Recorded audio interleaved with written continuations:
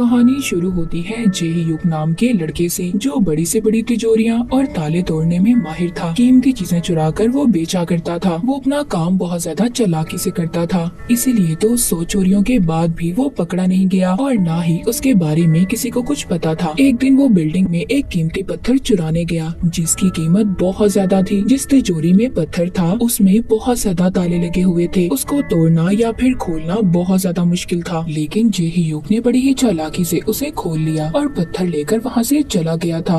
लेकिन जैसे ही वो बाहर जाता है वो पत्थर नीचे गिरकर टूट जाता है। जेही युग की सारी मेहनत जाया हो गई थी, मगर उसने हार नहीं मानी। वैसा ही पत्थर डिजाइन किया और उसे तैयार कर लिया। फिर वो एक दुकान पर उसे बेचने गया, मगर वहाँ के दुकानदार को पता चल गया था कि ये नकली है और उसने उसे खरीदने से मना कर दिया। लेकिन जेही युग भी जानता था कि ये दुकानदार नकली चीजें ही बेचता है। वो उसको धमकी देता है, कहता है अगर तुमने ये मेरा पत्थर ना खरीदा तो मैं पुलिस को बता दूंगा। मैं ये सब जानता हूँ कि तुम नकली चीजें ही बेचते हो। अब वो दुकानदार मान जाता है और उससे वो पत्थर खरीद लेता है। यहाँ पर जेही युग के साथ उसका दोस्त भी था। उसके अंदर ये खासियत थी कि वो छोटी से छोटी चीज में बॉम्ब को फिट कर लेता था। फिर इस चोरी के बाद इसने नकली नोट छापने का फैसला किया। उसने बिल्कुल असली नोट जैसे नकली नोट तैयार किए, पर जैसे ही उन पर शराब डालते थे वहाँ पर लफ्ज मिट जाते थे। इस काम का उसे कोई फायदा नहीं हुआ। एक दिन जेही युग ने फैसला किया कि वो हीरो की चोरी करेगा। अब जिस दुकान में इन्होंने चोरी करनी थी उधर हर तरफ कैमरास लगे हुए थे और ये काम करना इतना आसान नहीं था।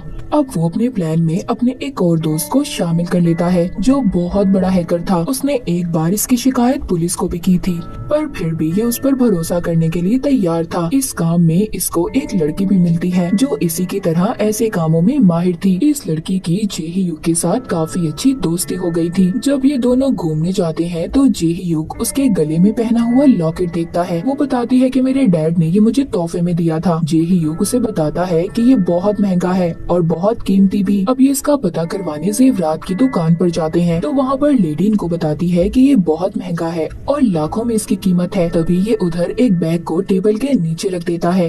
ये वही दुकान थी जहाँ इन्हें चोरी करनी थी। जेही युग हर चीज को देखता है, हर चीज का हिसाब लगाता है कि इधर कितने कमरे हैं, कितने कैमरास हैं। बाद में ये उस लड़की को बताता है कि 10 मिनट के अंदर अंदर हमें इस चोरी को पूरा करना होगा। अब चोरी वाले दिन जो उसने बैग टेबल के नीचे रखा था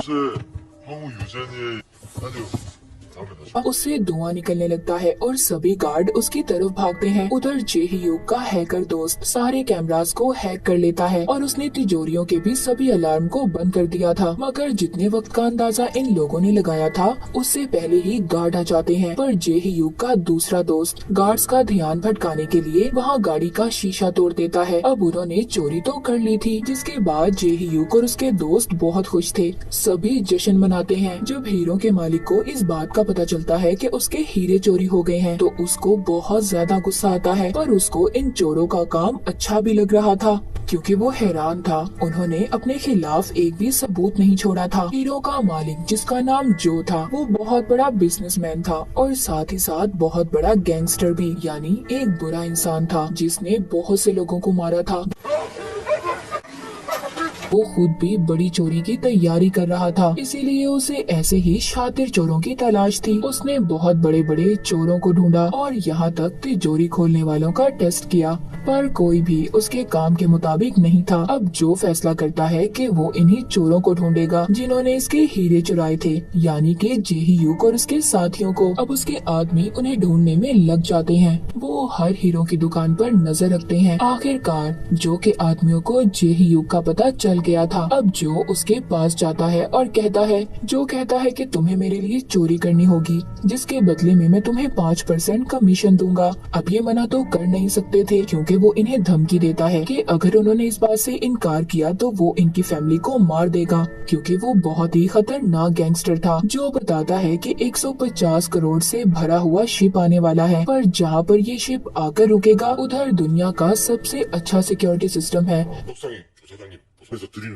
말씀인데 अब जो इनको वहाँ जाने के टिकट्स भी देता है। अब जे ह्यूग भी चोरी के प्लान में लग जाता है। ये उसकी सबसे बड़ी चोरी थी। उधर दूसरी तरफ जो जे ह्यूग के हैकर दोस्त को बुलाता है और ज्यादा पैसे देकर उसे खरीद लेता है। कहता है कि तुम्हें जे ह्यूग पर नजर रखनी होगी, क्योंकि जो को डर था कि वो कहीं इसको धोखा न दे दे। उधर दूसरी तरफ पुलिस भी अभी तक हीरो के चोरों को पकड़ने की कोशिश कर रही थी, पर जल्दी पुलिस को पता चल जाता है कि उस दिन दुकान में बैग जे ह्यूग नहीं रखा था। ये उसके घर का पता करके वहाँ पहुँच गए थे, जहाँ पर जाकर इन्हें पता चलता है कि जे ह्यूग की अगली चोरी कहाँ पर है। और इन्हें ये भी पता चल गया था कि जो जैसे बहुत बड़े गैंगस्टर से मिला हुआ है। उधर जे ह्यूग और उसके दोस्त पोर्ट बंदरगाह पर पहुँच गए थे, जिधर शिप आने वाला था। उधर जाकर सारे सिक्योरिटी सिस्टम को हैक कर लेते हैं।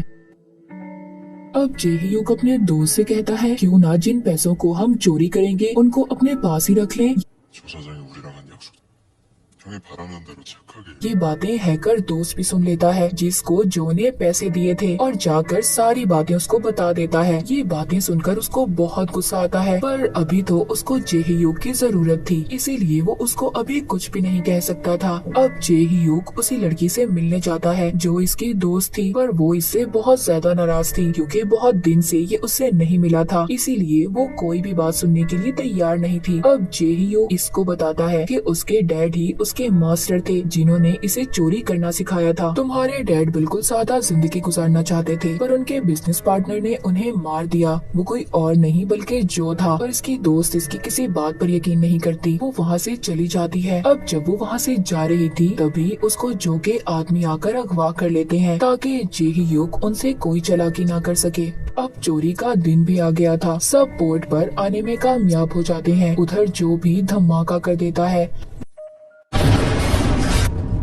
जे ह्यूग का हैकर दोस्त सारे कैमरास को हैक कर लेता है। वहाँ के लोग कहते हैं कि उनके सिस्टम में कोई खराबी आ गई है, जिसको ठीक करने में उन्हें 40 मिनट लगेंगे। जे ह्यूग और उसके दोस्त के पास अब बहुत ज्यादा टाइम था। वो बहुत ही चालाकी से तिजोरी को खोल लेते हैं। उनके सामने बहुत सारे पैसे थे।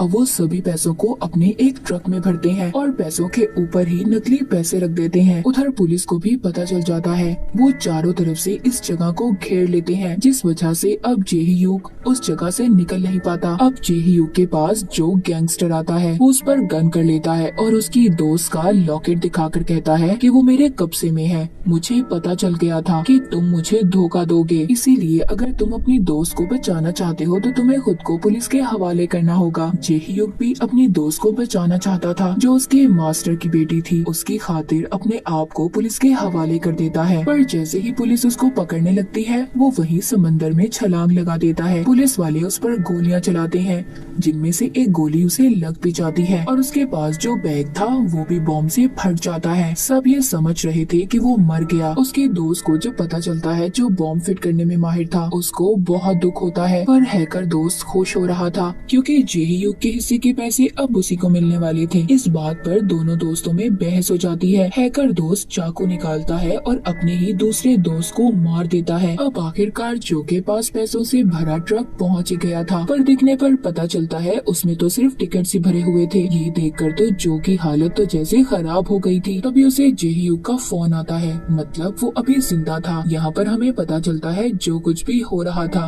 वो जे ह्यूग का ही प्लान था। वो अपने मास्टर की मौत का बदला लेना चाहता था। सबसे पहले जो उसने उधर पत्थर चोरी किया था, उसको दोबारा बनाते हुए उसमें माइक्रोफोन को लगा दिया। वो जानता था कि जो गैंगस्टर अक्सर ऐसी चीजें खरीदता था। फिर उसको पता चला कि वो एक शातिर चोर की तलाश में है। उसने जानबूझकर हीरो की चोरी की ताकि वो उसकी नजरों में आ सके। जो को लगता रहा कि ये उसका प्लान था, पर असल प्लान तो जे ह्यूग का था। वो हैकर दोस्त भी जे ह्यूग के साथ ही था। उधर वो दोस्त भी जिंदा था, जिसको हैकर दोस्त ने मारा था। असल में सारा प्लान जो को पकड़वाने का था। अब जो के पास पुलिस भी आ जाती है। उधर हैकर दोस्त ने उस लड़की को भी बचा लिया था, जो जे ह्यूग के मास्टर की बेटी थी, जिसको जो ने अगवा किया था। दूसरी तरफ जो के आदमियों और पुलिस के दरमियान में मारामारी शुरू हो जाती है, पर जो भी इस बात का फायदा उठाकर वहाँ से भाग जाता है। पर जब वो अपनी गाड़ी में जा रहा था, तभी जे ह्यूग उसकी गाड़ी को टक्कर मारकर उसे पुलिस को पकड़वा देता है।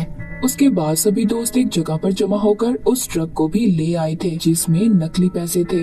दरअसल इन्होंने असली पैसों के ऊपर ही नकली पैसों को रख दिया था। सभी बहुत खुश थे क्योंकि उनके पास अच्छी जिंदगी गुजारने के लिए अब पैसे थे। अब जाहिर है जे ह्यूग ने इतनी बड़ी चोरी की थी, इसीलिए कुछ दिन के लिए ये गायब हो जाता है। एक दिन ये उस लड़की के पास भी पैसे भेजता है जो इसकी दोस्त थी, इसके मास्टर की बेटी थी। अब वो दुबई में थी। ये उन पैसों से अपनी आर्ट गैलरी शुरू कर देती है जो इसका सपना था। ये शुरू से ही ये करना चाहती थी। वो म्यूजियम में अपना लॉकेट देखती है जिसके पीछे जे ह्यूग ही खड़ा था। ये अब अपनी दोस्त अपने मास्टर की बेटी को पसंद करने लगा था। अब ये उधर ही अपनी दोस्त के साथ खुशी खुशी रहने लगता है और इसी के साथ ये मूवी यहीं पर खत्म हो जाती है।